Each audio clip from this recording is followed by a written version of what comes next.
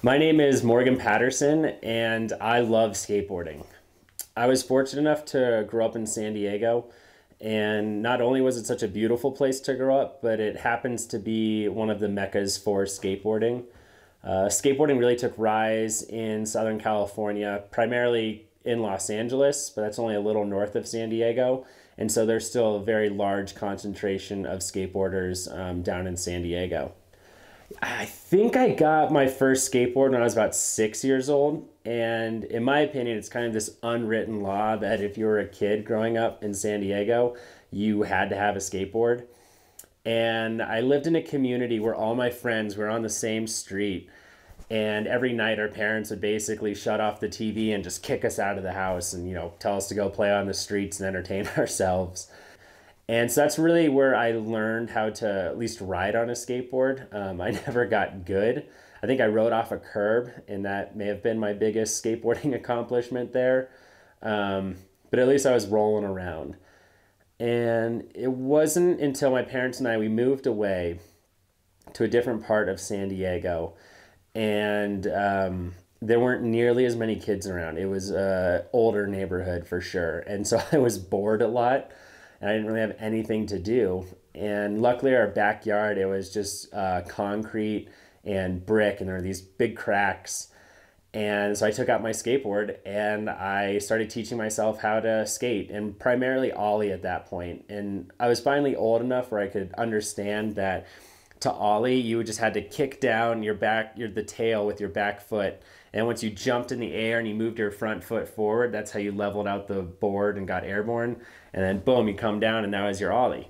And so once I got that, I was like, yeah, okay, skateboarding is fun and I've got nothing else to do. So I just kept rolling around in my backyard and I'd start ollieing the cracks and just kind of getting the movements down. But I eventually had to expand my playground. And our house, we lived on this great big hill, but my mom would never let me skate down it because she was, of course, concerned I was going to get hurt. But as I got older, incrementally, I could go a quarter of the way down the hill, and then I could go halfway down the hill, and finally I was good enough where I could eventually skate from the top. But so I started making friends at that point too, and these friends skated as well. So it's just like before, we were out on the street. But this time we were like primarily skateboarding. And we were doing whatever we could to entertain ourselves. We were ollieing over the curbs or trying to grind the curbs, or we'd find cones in the street. And actually one of my favorite things is we'd steal the neighbors' trash cans and we'd line them all up at the bottom of the hill. And we'd open up the tops so it made this really long tunnel or a barrel essentially. And once we had that in place, we'd go to the top of the hill, we'd skate down, we'd make some cool turns, and then once you get to the barrel, you just tuck and shoot through and pretend like you were getting barreled as surfing. And I loved that. I mean, it was so much fun. And every once in a while, you didn't hit the barrel straight, or maybe it was a little too narrow, and you'd pinball around the trash cans. But that was always a good time. And I'd say that was also about the time I discovered the Z-Boys, the Lords of Dogtown. And these are the guys that were the pioneers of modern skateboarding. They took surf styles, essentially, and translated them over to skateboarding. And so it wasn't just flatland anymore. They started doing big carves on, big cement banks, whatever they could find. Started doing power slides. And, of course, they started skating in pools to replicate waves, basically. And there was something about that style that really captured my attention. I was just fascinated with it. I think I found a lot of art in it. It was graceful. And so I continued street skating for several years because my friends were doing it, but I kept gravitating back towards this old school surf style. And kind of got into bombing down hills a bit, but I really enjoyed the surfing element that was now introduced to me. Skateboarding, I'd say there's three things that make up my love for skateboarding. The first of which, it's kind of my connection or my way to stay rooted to San Diego. It's where I came from. I've been in Colorado for 9 years now. And when I jump on a skateboard, I can tap into those memories, emotions, feelings of just, you know, pretending like I'm surfing back at the beach, or maybe I'm just bombing down a hill. I can close my eyes and, you know, instead of pine trees here in Colorado, I'm imagining palm trees back in San Diego. But I always feel a connection to home when I jump on a skateboard, and for that, I love skateboarding. The second reason, it's fairly common. It's something you probably hear a lot of skateboarders say, and that's because it's true.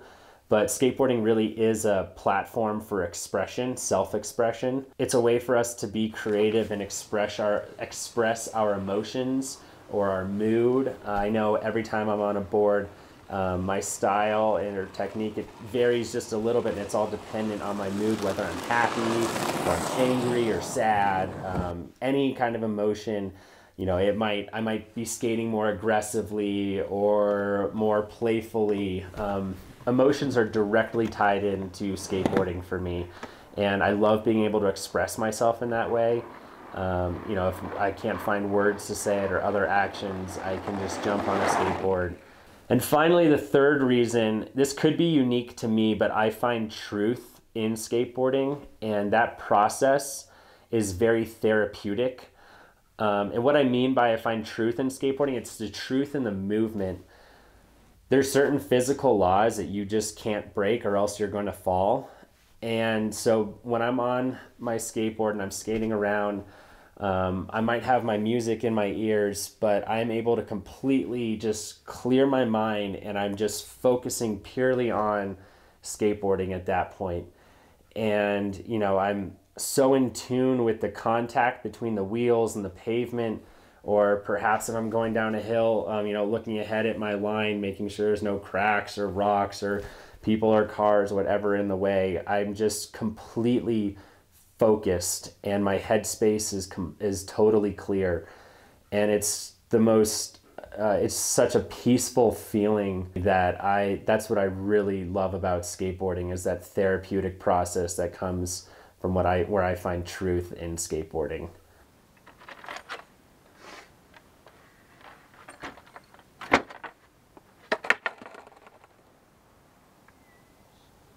When the moon is full, this miserable wretch turns into a hairy, snarling half-man, half-beast. Once upon a midnight dreary, I see the full moon clearly. The wind sounds eerie. Don't it chill your spine? And don't these shadows make you leery? Cause with dark there's dirt, the place of birth of the evil man's work. Who's the man? Some cat named Jack, last name unknown. Anti-socialist, barely left his home. He don't say much, wig full blown. He don't shave much, nights like tonight he would rather stay up instead of going to sleep. He's in the dark of the streets, he has a hunger, craving but his taste unique. He has a hunger, craving but his taste unique. He has a hunger, craving but his taste unique. Most people in the neighborhood afraid to speak. They call Jack a savage man. Jack was not your average man. He got arm, leg, arm, head, feet, and hands. He was far from me and you. My man, you wouldn't understand. He travels through the shadows, surviving off instincts. There's a young girl found dead behind the skate rink. Not far from Ned the wino, sitting in his own stink. He saw the whole thing, told him Jack was the link, but nobody takes him serious. Why? Because Ned drinks. Why? He slurs when he talks. Why? He staggers when he walks. Well, whoever he is, whatever he is, he's still on the prowl. Full moons make a man wild. Prowls the night, his fangs thirsty for human blood. He is a werewolf. Another victim. Cops blaming Rock Wild as a pitch. But drunken Ned spreading rumors about some werewolf shit. Man, ain't nobody got no time for fairy tales. We living in the world full of crimes, murders, and crack sales. So our eyes are desensitized, nothing surprising. We numb to the fact the murder rate keeps rising. That night, some kids that we knew from school wanna make Ned look like a drunk old fool. So the planning, they would send 2 out of the 3 companions to the block where Ned was panhandling.